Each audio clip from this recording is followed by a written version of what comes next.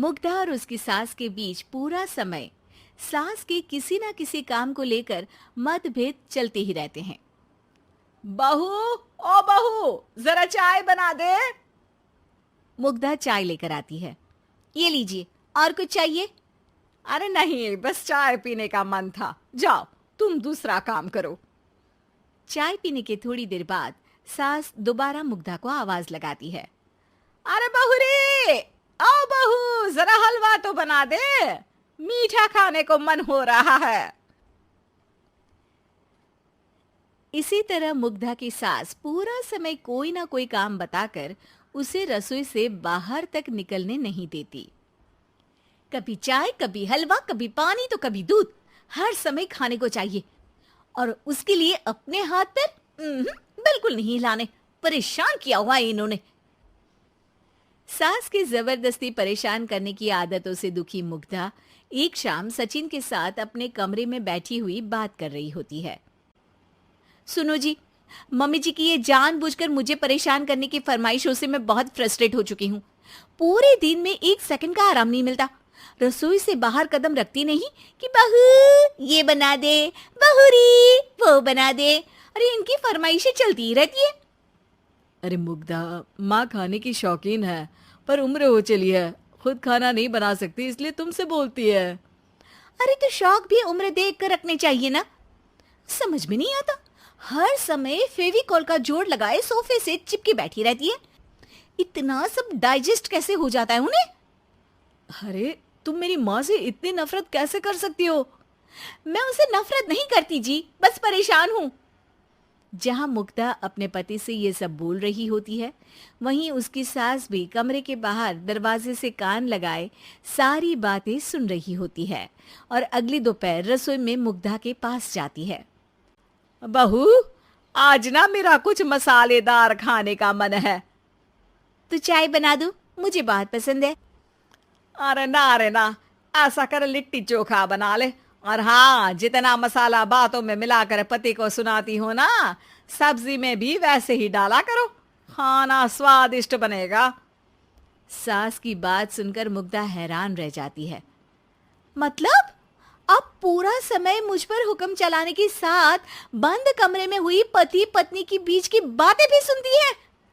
अरे बात जब मेरी थी तो सुनने में क्या दिक्कत है? ये कहकर सास वहां से चली जाती है। अरे अब तो हद पार हो गई। इस तरह से तो ये मेरा जीना मुश्किल कर देंगी।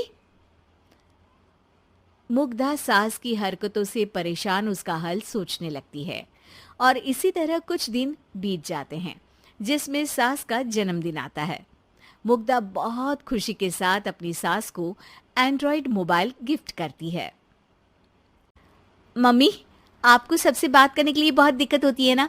कभी सचिन तो कभी मुझे बोलना पड़ता है, पर इस मोबाइल से आपको कोई दिक्कत नहीं होगी।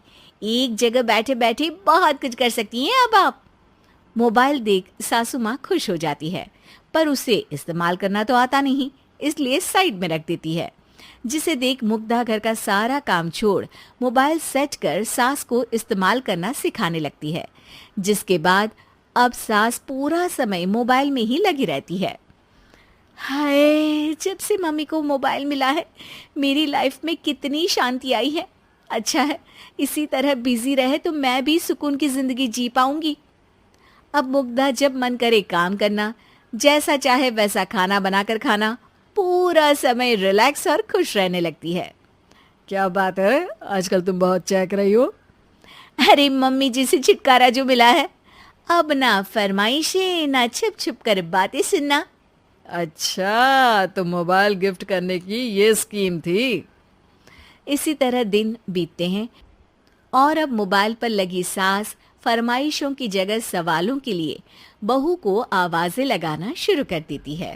अरे बहू सुन तो, देख जरा किसी का फोन क्यों नहीं मिल रहा? रिचार्ज खत्म हो गया है, पर अभी 4 दिन पहले ही तो मैंने किया था। इतनी जल्दी कैसे खत्म हो गया? अरे मैंने कल तेरी कनाडा वाली मौसी सास से 3 घंटे बात की थी ना। क्या? इतना महंगा तो मोबाइल भी नहीं आया जितना महंगा इसका रिचार्ज पड़ रहा है। इसके बाद तो जैसे मुग्धा के दिन के 24 घंटे में से 20 घंटे सास के पास उनके मोबाइल रिलेटेड प्रॉब्लम सॉल्व करने की ड्यूटी ही बन जाती है। अरे मुग्धा, ये मोबाइल में अचानक तेरी मौसी सास की शक्ल क्यों दिखने लगी? और ये तो हिल भी रही है। मम्मी, ये गूगल डुओ का वीडियो कॉल है। इसमें आप बात करने के साथ एक दूसरे की शक्ल भी देख सकती हो। अच्छा, ये तूने मुझे पहले क्यों नहीं बताया? अब बताने के लिए पहले नहीं बताया। इसी बीच सचिन भी वहां आ जाता है और सास अपनी वीडियो कॉल में बिजी हो जाती है। क्यों, सास बहू में क्या गपशप चल रही है?